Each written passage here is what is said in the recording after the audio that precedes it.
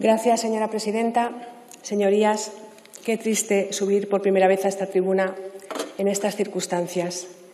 Me voy a dirigir a ustedes casi en tono de súplica, con desesperación, porque aún permanecen encerradas en nuestras residencias más de 25.000 ancianos contagiados por coronavirus que merecen que se les dé la oportunidad de luchar por su vida. Porque a día de hoy son más de 15.000 los ancianos que han muerto en sus residencias, en esos lugares en los que supuestamente iban a ser atendidos y protegidos hasta el final de sus días.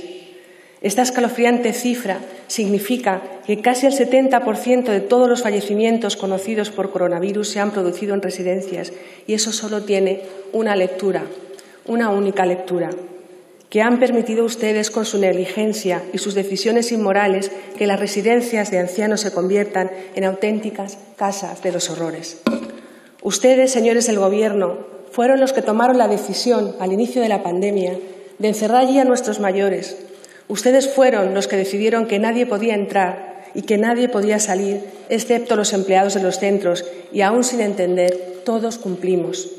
Ustedes fueron los que no supieron reaccionar cuando saltaron todas las alarmas y empezamos a conocer fallecimientos en masa en nuestras residencias, porque ustedes no dieron la importancia que merecía a un virus que solo mataba a las personas mayores y con graves patologías. En aquel mismo momento deberían haber puesto en marcha toda la maquinaria del Estado para tratar de evitar una muerte más en esos centros, pero incomprensiblemente no lo hicieron. Dejaron a las residencias a su suerte, sabiendo que no tenían ni los medios ni los recursos para hacer frente a esta situación límite y terrible, con el sobrecogedor resultado que hoy conocemos para nuestra vergüenza. Dejaron a miles de nuestros mayores encerrados y condenados a muerte. Prohibieron la venta directa de EPIs y de material sanitario de protección a las residencias, tal y como han desvelado los propios proveedores a los responsables de estos centros. Mientras se impedía que a muchos de los mayores enfermos se les trasladara a los hospitales, donde sencillamente no había sitio para ellos, donde se les delegaba la ayuda porque no cumplían con los criterios.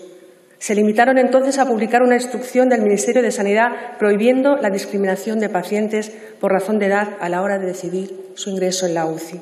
Y es que todavía ardía en nuestra conciencia la recomendación de la Generalidad de no ingresar en cuidados intensivos a pacientes de 80 años. Pero nada sabemos del seguimiento de esta instrucción ni de su cumplimiento. Olvidados, solos y sufriendo. Así están muriendo nuestros mayores en las residencias, señores del Gobierno. Esos que nacieron en plena guerra civil, los que vivieron las penurias de la posguerra, los que sacrificaron hasta el extremo para darnos la mejor educación y el mejor porvenir, los mismos que cuando vinieron mal dadas también tuvieron que usar su pírrica jubilación para ayudar a sus hijos y a sus nietos. Y a cambio, ¿qué les hemos dado? Pues les hemos devuelto la Edad Media, a la época en la que los apestados eran encerrados y apartados en sus propias casas o en lugares mucho peores sin la asistencia adecuada. Ustedes han dejado que pasen a ser simple estadística. Han borrado sus rostros y ocultado sus ataúdes para limpiar su conciencia y poder dormir por las noches. Los han hacinado en pistas de hielo a la espera de que sus familias los encuentren y puedan hacerse cargo de sus cuerpos, sin mostrar una sola imagen del sufrimiento de estas familias. Ojos que no ven, corazón que no siente. Señor Iglesias, usted ha recorrido un largo camino para llegar a donde está. No ha tenido ningún escrúpulo en hacer lo que hiciera falta para conseguir ser vicepresidente de este Gobierno. Apoyó una moción de censura cuando menos cuestionable. Protagonizó la pantomima de un enfrentamiento irreconciliable que acabó en abrazos y en lágrimas de emoción. Incluso tuvo usted que traicionarse a sí mismo y a todos los que un día creyeron en usted para conseguir su objetivo, cambiando de ideales tan rápido como cambió sus camisetas por una chaqueta. Ahora es usted vicepresidente de este Gobierno, ministro de Derechos Sociales y el responsable de estos servicios en cooperación con las comunidades autónomas y los ayuntamientos. En usted delegaron desde el 19 de marzo la competencia de la coordinación de los servicios sociales con el Ministerio de Sanidad. Las residencias de mayores, señor Iglesias, estaban y están en sus manos. Y ahora que tiene lo que quería, ¿para qué lo quería, señor Iglesias? ¿Dónde han quedado sus incendiarios discursos sobre la protección a los vulnerables y a los desahuciados? Usted tenía ahora la oportunidad de oro para demostrar que algo de lo que dijo era verdad, que alguna de sus intenciones era sincera.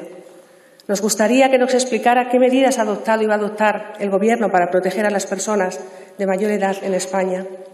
Porque la única medida que le hemos oído proponer en comparecencia pública ha sido la de la aportación de más camas, localizando dispositivos vinculados a los servicios sociales que pudieran servir para reforzar el Sistema Nacional de Salud durante la crisis.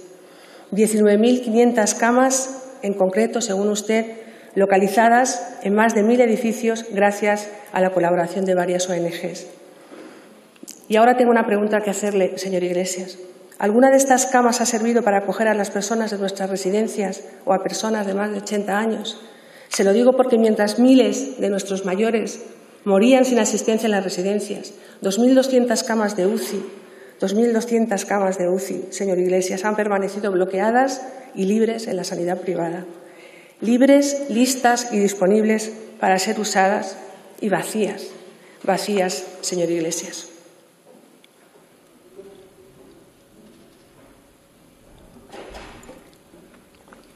¿Hay alguna razón, alguna explicación, alguna justificación mínimamente comprensible para los que ya no entendemos nada de por qué, habiendo plazas de UCI en aquellas comunidades donde la pandemia no ha castigado tan duramente, no se han trasvasado pacientes de estas residencias a Valencia, a Andalucía, a Murcia, a Extremadura o a donde hubiera hecho falta? Explíquenos por qué las residencias han recibido instrucciones verbales de no pedir traslado al hospital para los mayores de 80 años. ¿Por qué sus propios datos, los datos del Gobierno, indican que no se ha llevado a la UCI a las personas mayores de 80 años?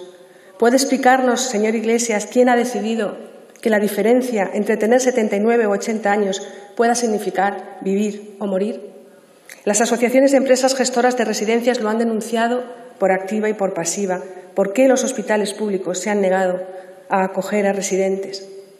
Y si no podía ser la sanidad pública la que los acogiera, ¿por qué no les dieron una oportunidad en la sanidad privada? Tanto odian lo privado que prefieren que la gente muera antes de claudicar ante la evidencia de que también la sanidad privada es un servicio necesario y complementario. ¿Hasta tan lejos puede llegar su fanatismo, señor Iglesias? Y si el decreto de alarma les faculta a ustedes a usar los recursos privados, ¿por qué no los usaron? ¿Por qué no los han exprimido hasta el límite? Demasiadas preguntas que me temo que no van a tener respuesta porque no hay excusa. No puede haber una excusa en el mundo que justifique esta forma de actuar.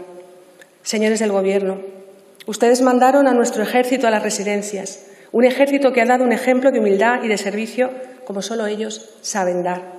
Ellos son los que han tenido que ver con sus propios ojos lo peor que podían ver, cadáveres de ancianos desahuciados en sus habitaciones.